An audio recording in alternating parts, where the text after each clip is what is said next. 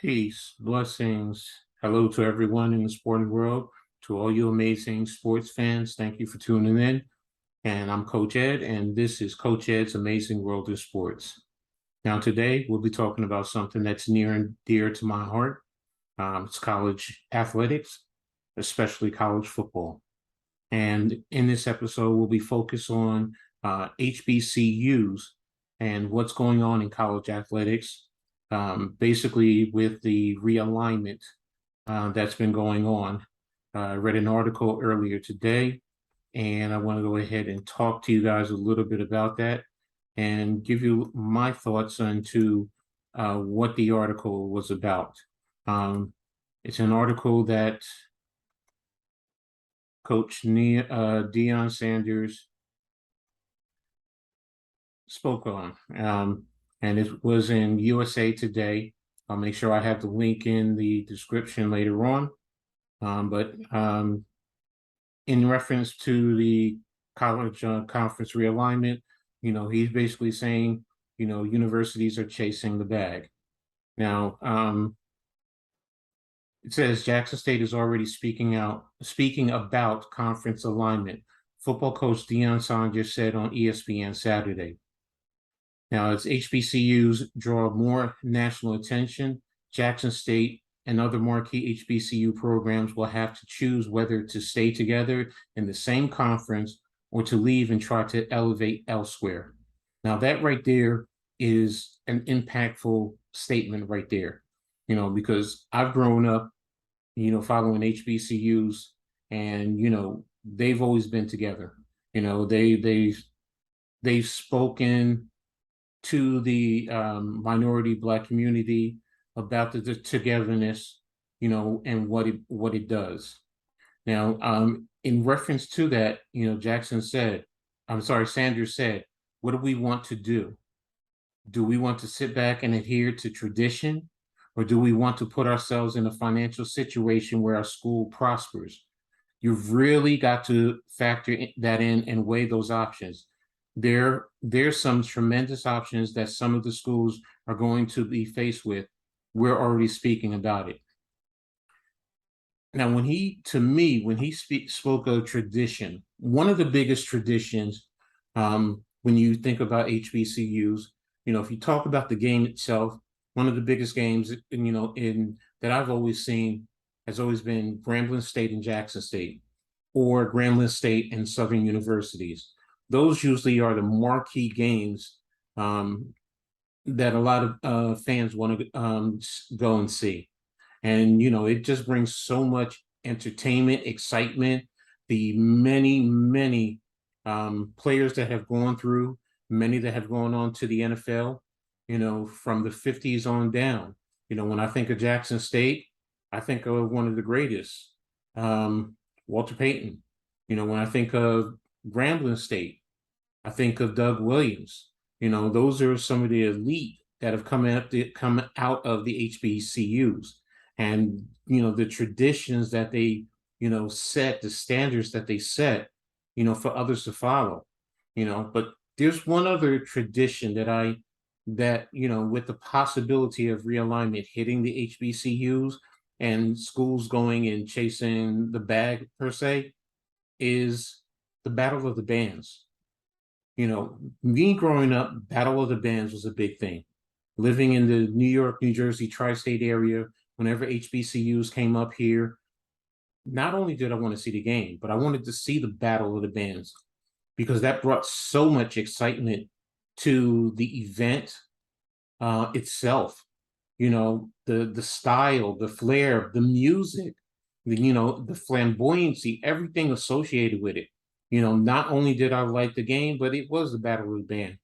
And with the possibility of, you losing your traditional rivals, what happens to the bands?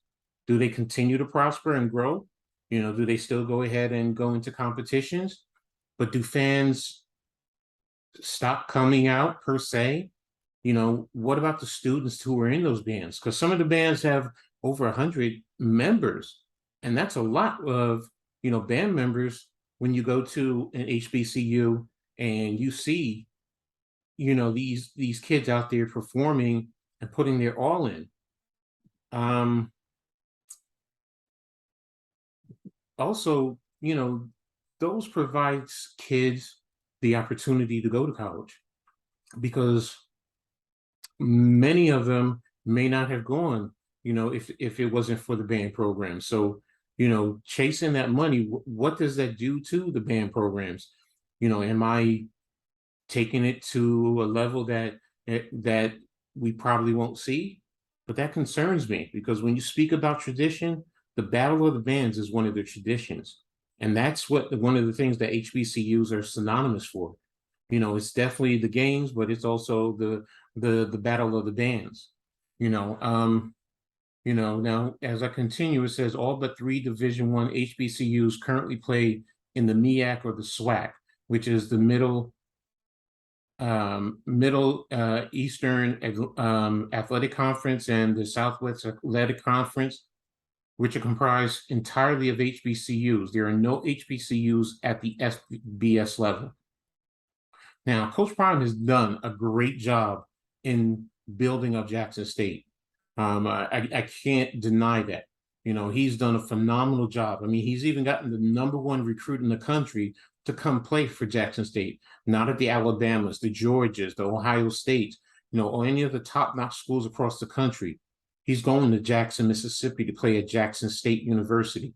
That speaks to what Coach Prime is doing down at Jackson State. So, and he's getting more and more kids that are at least giving Jackson State an opportunity to sell them on the program. And as he continues to grow, that school is going to continue to grow, within its athletic program. And dare I say, he may one day get the program, maybe within the next 5 years, to compete at the FBS level. Last year,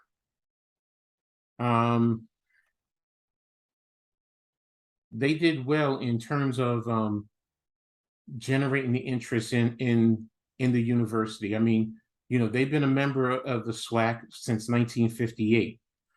So it says a lot that everything that he's doing to build up university, but also in terms of generating the interest. And as he said, no matter the level, conference alignment is about the money. That is true. That is definitely true. It is definitely about the money. College athletics is a business. Same thing with the university. The university education is a business. So let's not fool ourselves to think anything else. But that's what college is, and these are where these kids are learning this firsthand. So college conference of realignment is about that money, and I don't begrudge any school, university, conference for doing that. It, like I said, it is a business. Now, he continued, you call it realignment, you can really call it chasing the bag, Sanders said. That's all they're doing, they're chasing the bag.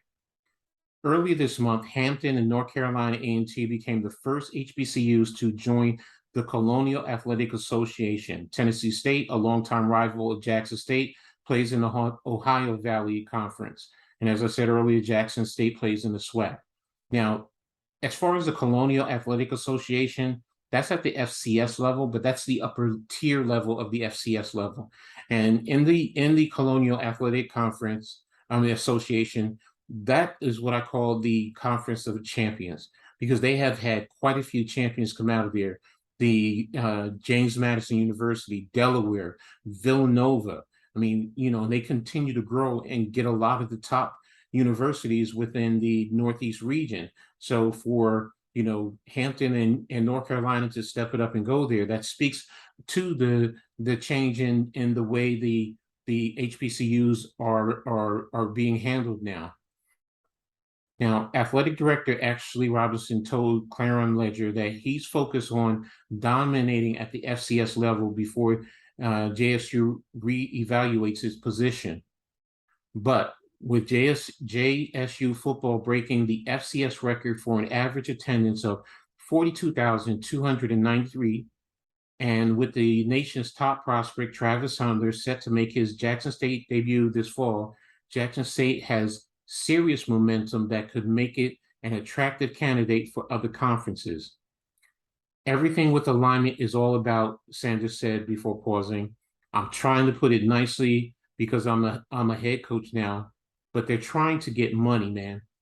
Everybody is trying to align themselves properly so that their program can prosper. And I don't mind that. I want our program to prosper as well. And that's, as I said, that's the changing dynamics within college sports. The traditions that you see are starting to break up. Texas and Oklahoma going to the SEC. USC, UCLA going to the Big Ten. And this has the trickle down effect to all the conferences. Even here, as I said earlier, you're seeing the change where, Hampton and North Carolina and A&T going to the CAA. In the CAA, in comparison to the other FCS, they make a decent amount of money. They're on TV quite often. Now, I'm not saying that HBCUs aren't on TV. They are. I've watched my share of games on TV, on ESPN, and I enjoy it. I love it. Like I said, college football is my number one sport to watch, over the pros or anyone else. So I've definitely sat down and I've watched a lot of games. So, but as more viewership, as the eyes get to watch the games, that generates more money. And going to the CAA does that. So does Jackson State continue to raise itself? 42,000 fans in the stadium, that's bigger than a lot of FBS stadiums and FBS universities put in their stadium. So I can see within, like I said, within the next 5 years, Jackson State really, they continue to do well. They continue to get the recruits.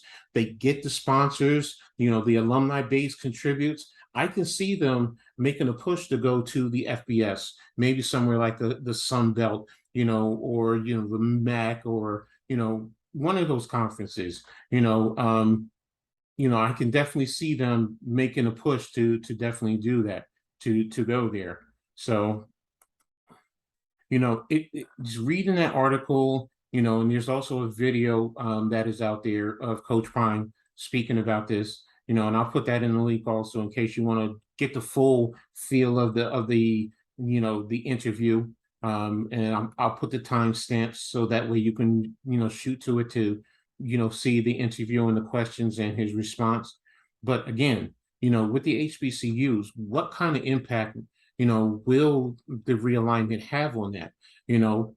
Yes, I'm an old school type of a person, and I love the traditions, but I'm also a realist. Like I said, everyone is chasing the money. One of the schools that I love to follow, Rutgers University, back in 2014, entered the Big Ten. One of the biggest reasons is not competition. I'm going to be honest. It's because of the finances. Here in Jersey, a lot of, people within the state complain about the money that's being put into Rutgers University. Well, Big Ten money will help them offset that, because eventually you're going to be getting $100 million per year, so, anything that is owed will be quickly, paid back and then some. So, HBCUs aren't any different than any other university, across the whole country. Everyone is going to be chasing that bag. And, the trickle down, is going to have ramifications even into Division II and possibly Division III. If everyone steps up their game, and improves their facilities and their infrastructure. So, I have my concerns. At heart, I do love the HBCUs. Especially with the Battle of the Bands. The good quality games. Or the good games. I'm not going to say top-notch quality, but they're good games. That I get to see. Last year, Jackson State losing to South Carolina State. Jackson State was the top team in the HBCUs, and they're playing for the Black National Championship. And everyone, myself included, really said, okay, Jackson State won it, but South Carolina State won it. And that just speaks to, the passion, the fight, the will, but the level of competition at the HBCU level. So, it's something that, I'm interested to follow, as it goes along. What do you guys think? Why don't you go ahead and comment and let me know what you think? Do I have merit in what I'm concerned with or what I'm thinking about? do you have any concerns or thoughts? Do you have another opinion? Let me know. Put it in the comments. I would really like to hear and see what everyone is thinking in reference to this. You know, also, if you wouldn't mind, please like this channel, subscribe if you haven't already done, share on all your social media platforms. Let's get this program out there to grow it and help make it to become one of the top channels that is out there, because this will allow us to grow together and have something special. So I also want to thank all the members of the Big Blue crew. You guys have been very supportive, of me and what I'm doing, giving me great insight, helping me grow. I've made my mistakes, but you've shown me, ways that I can improve, just like I'm a player and you're the coach. I really appreciate all you guys. All the other fans who, followed me and supported me. Thank you. Thank you for your kind words. Thank you for your suggestions. If anyone has any suggestions for any, shows that you want to see, me do, please let me know. I'd like to hear it. I'll be looking to bring any other exciting and interesting shows to you guys, and hopefully you guys will love it. So in closing, I want to thank you guys for tuning in. I really appreciate you guys. I love you guys, for all your support and everything. And like I always say in sports, make sure you turn it on and turn it up. Peace.